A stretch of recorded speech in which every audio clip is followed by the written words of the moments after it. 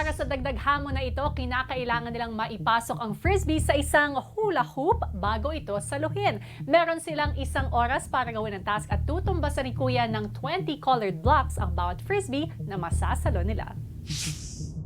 Ilang saglit pa ay ibinigay na ang hudyat sa pagsisimula ng oras at sina Fred at Princess ang unang sumalang. I-tilt down yun ng konti. Kasi nagpa-float kami sa inyo, di ba? Hindi papasok yun sa... Tingnan mo! Mahina ba yun? Bro! Princess, pag hindi Ito, guys. na-shoot, wag mo na kunin. Mas humirap po siya, kuya, kasi nakaka-distract po yung bilog sa gitna, kuya. Kasi hindi mo alam kung pumasok siya, tumama, sa labas ba nag-shoot or nag-shoot talaga, kuya. Go lower. Tara mo, papasok yan. Yan. Oh! Then, lower, pero wag mo ingala yung... Yun. Yun! Lapit Parang na. pasok, no? Oo nga. Kuya, sobrang hinayang po ako dun sa mga hindi po pumasok. As in, sobrang close na talaga, kuya.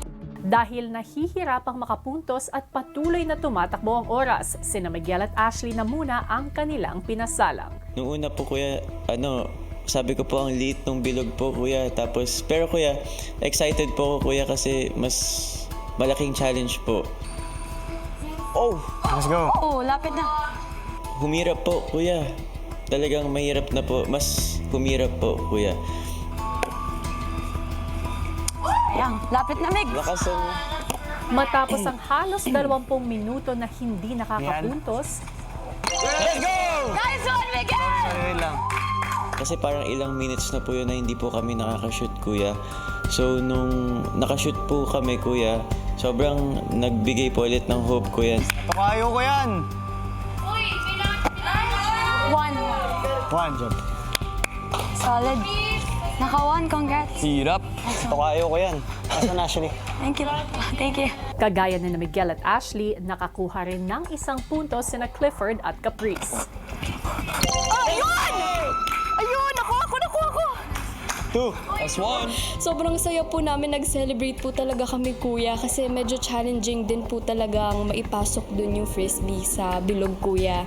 At nang si Carmel at Crystal na ang sumalang, It's already creases pa. Okay lang, it's okay. It's alright. Nakikita ko na po, kuya, yung bilog, kuya. Hindi ko na po alam, kuya, kung kakayanin ko po ba o hindi, kuya.